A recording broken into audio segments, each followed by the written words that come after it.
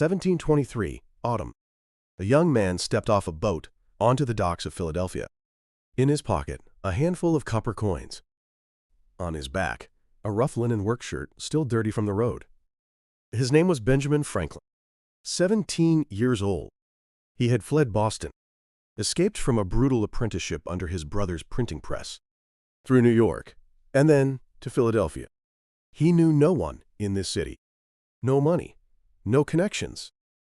But deep in his chest, he carried one unshakable conviction. I can become someone on my own terms. To understand who this man truly was, you have to go back to the beginning. January 17th, 1706, Boston.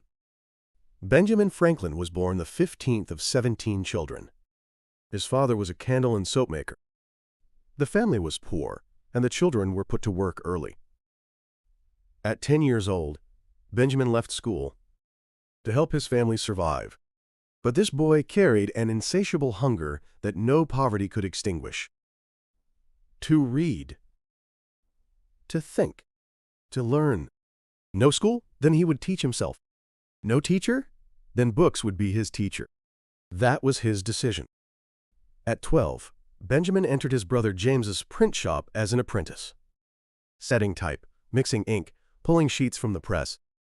But every night, when the work was done, he quietly opened a book.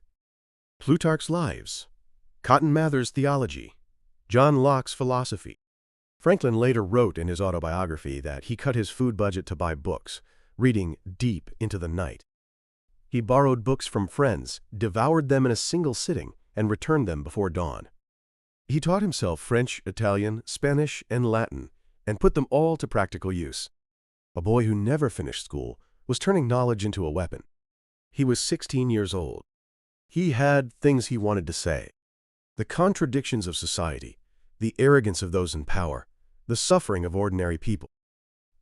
But his brother refused to publish his writing. "You're still a child."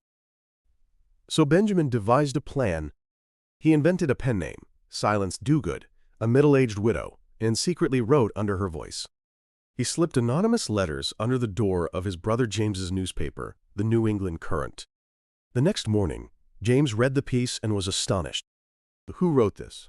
Remarkable prose. Benjamin swallowed his laughter. 14 letters were published. Boston was talking about them. And when his brother finally uncovered the truth, a furious fist was waiting for him. The morning he arrived in Philadelphia, Benjamin was starving. He spent his copper coins on bread. He tucked a large roll under each arm, ate a third as he walked, and made his way down the cobblestone streets. Franklin recorded this scene in his autobiography. Poor, shabby, and alone in a city where no one knew my name. But this city was about to change him. Philadelphia was then the most dynamic city in North America. A place where printing flourished, newspapers spread, and commerce met ideas. Benjamin saw it immediately. Around 1728, he launched a printing partnership, and by 1729, he had acquired the Pennsylvania Gazette, turning it into a full-fledged enterprise. He had almost no capital, but he had skill. He had the knowledge he had built through years of self-education, and he had a work ethic that no one could match. The people of Philadelphia watched him, the man who opened his shop first in the morning and locked it last at night. The man who delivered every job earlier than promised and better than expected. His reputation spread from mouth to mouth. But for Franklin, the printing business was never just a business. It was a weapon for spreading ideas.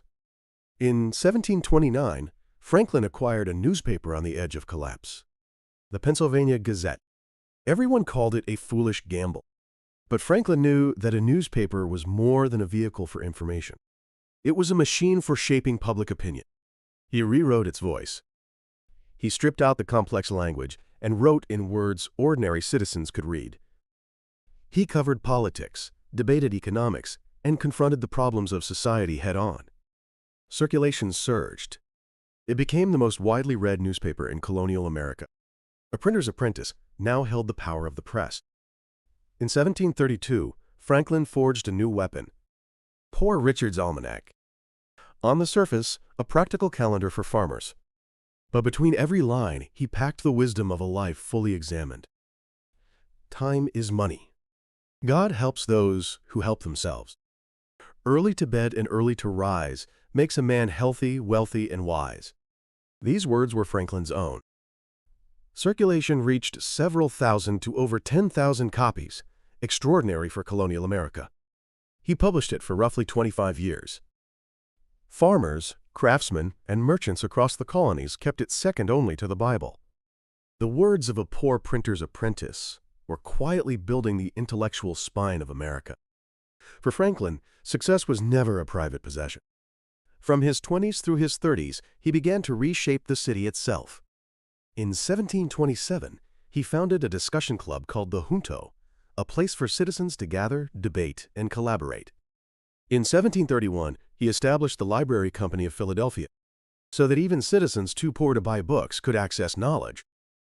In 1736, he helped found the Union Fire Company to protect the city from fire. Franklin once said, "I am a member of this republic, and I place service to my country above personal gain." But his true motivations may have been more complex than that. The desire to serve society and the hunger to establish himself. In Franklin, these two forces were inseparable. As he approached 40, a new fire ignited within him. Science. The print shop was running smoothly. Poor Richard's Almanac was generating steady income. Franklin handed off the daily operations and began devoting his time to the pursuit of natural philosophy. The self-taught man now turned to face the mysteries of nature itself. Electricity. At the time, it was known as a strange and mysterious force, but no one truly understood it. Franklin ran experiment after experiment with a Leyden jar, and deep in his mind a hypothesis began to form. Could lightning be electricity? June 1752, the outskirts of Philadelphia. A storm was moving in. Franklin, age 46, took his son William out into an open field. In his hands, a kite. Tied to the string, a metal key. Lightning flashed. Thunder rolled. Franklin sent the kite aloft. As the storm cloud drew near, the wet string began to carry a charge. He brought his knuckle close to the key. Crack! A small spark jumped. It was not a direct lightning strike. He had drawn electrical charge from the storm cloud through the key and confirmed the discharge. Franklin held his breath. Lightning is electricity. This experiment changed the world. Franklin's mind moved immediately to the practical application of this discovery. A device to protect buildings from lightning. The lightning rod. A metal rod fixed to the top of a building, connected to the ground. It would safely conduct the electrical charge of lightning into the earth. A simple principle. But no one had thought of it.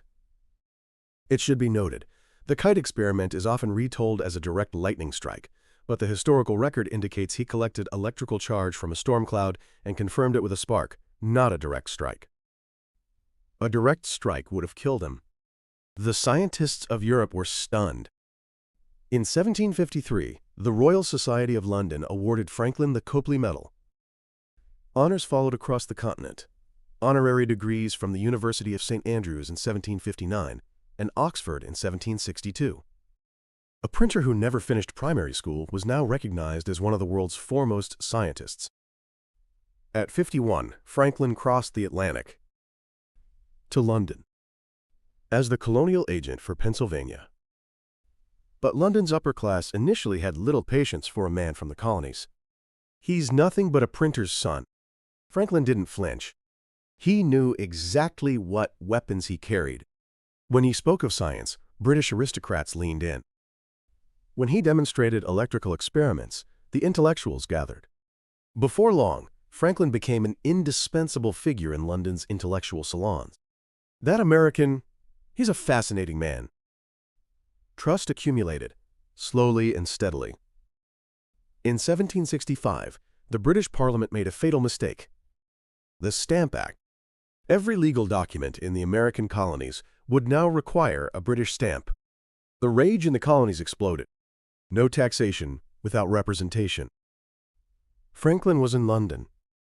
He was summoned before a parliamentary committee and subjected to 4 hours of interrogation. The members intended to break him. "Do the colonists not have an obligation to obey British law?" Franklin answered quietly. "An internal tax imposed on free people cannot be exercised without the consent of their representatives. That is the spirit of the British Constitution." In 1766, the Stamp Act was repealed. Parliament had no answer for his logic. May 1775. Franklin, 69 years old, crossed the Atlantic and came home. His mission in London was finished. Reconciliation with Britain was no longer possible. In Philadelphia, the Continental Congress had already begun. Representatives from 13 colonies were gathering to change history. Franklin walked into the chamber. He was the oldest man in the room. Young Thomas Jefferson, John Adams, they all looked at him. The man they respected above all others had arrived. "Dr. Franklin, tell us, what course should we take?" Franklin looked out over the young men through his spectacles. "Gentlemen, we must all hang together, or most assuredly we shall all hang separately." Whether these exact words were truly spoken cannot be verified by the historical record. But the wit was pure Franklin. Laughter and tension rippled through the room. On July 4, 1776, the Declaration of Independence was adopted. And on August 2nd, Philadelphia, Independence Hall, a quill moved across parchment. Benjamin Franklin, 70 years old. He signed the Declaration of Independence. The poor boy, born 15th of 17 children, the printer's apprentice who left school at 10, now inscribed his name on a document that would change the course of history. The Revolutionary War had begun, but the armies of 13 colonies were hopelessly outmatched against the greatest military power on earth. Not enough weapons, not enough money, not enough trained soldiers. Franklin sailed for France. Without French support, the revolution could not be won.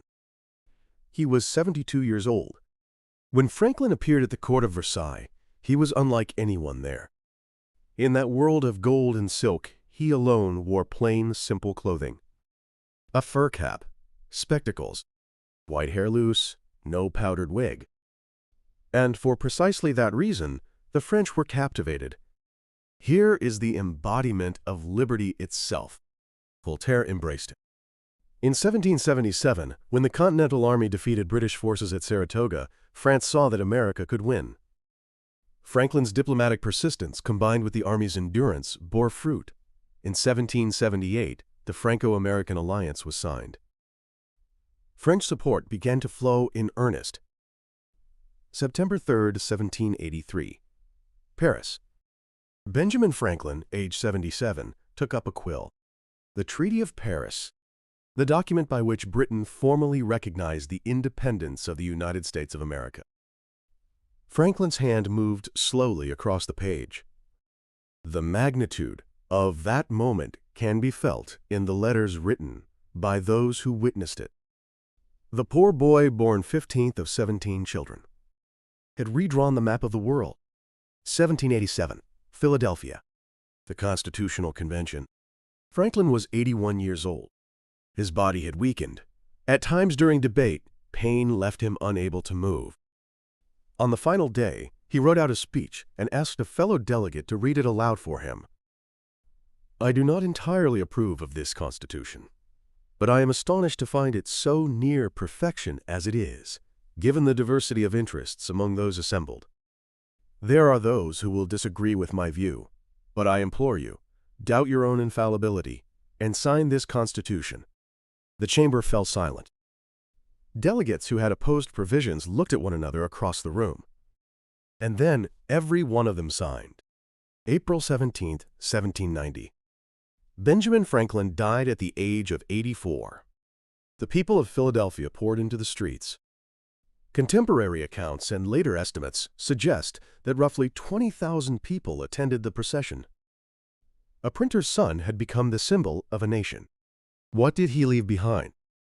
A printing business, a newspaper, a collection of proverbs, the lightning rod, a revolution in science, a public library, a fire company. a postal system, his signature on the Declaration of Independence, his signature on the Treaty of Paris, his hand in the framing of the Constitution. And one more thing must be said. At certain points in his life, Franklin conformed to the customs of his era and participated in the institution of slavery. But in his final years, he confronted that error. As president of the Pennsylvania Abolition Society, and just 2 months before his death, he submitted a petition to the United States Congress calling for the abolition of slavery. Doubt your own infallibility. The words he spoke at the Constitutional Convention, he lived them himself until the very end. Looking back across Franklin's life, one thing stands out above all else. He saw possibility within constraint. Born into poverty, left school at 10, felt exploited under a harsh apprenticeship contract from the age of 12.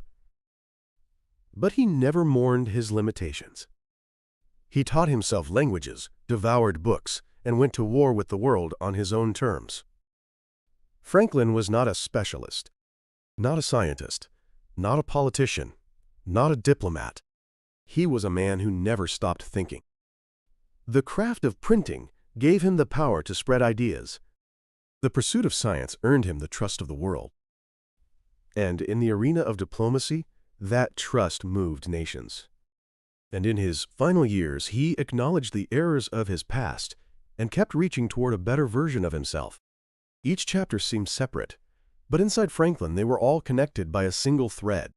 Think for yourself, learn for yourself, act for yourself, and doubt your own judgment. This was the original blueprint of the American dream. And now, the question turns to you. Franklin demonstrated through the way he lived that success comes not from education itself, but from the relentless pursuit of it. What if the very thing you've written off as outside your expertise is actually your greatest weapon waiting to be discovered? Just as Franklin confronted his own past errors in his final years, what judgment from your past are you still unwilling to question? Share your thoughts in the comments. Thank you for joining me on this journey today. On this channel, we follow the lives of history's giants, men and women like Benjamin Franklin, reliving their stories and uncovering the strategies and philosophies behind their defining decisions. The trials they faced, the choices they made, the moments when everything turned inside each of these is timeless wisdom you can apply to your own life. Subscribe to this channel and join me for the next story. Until then, I'll see you next time.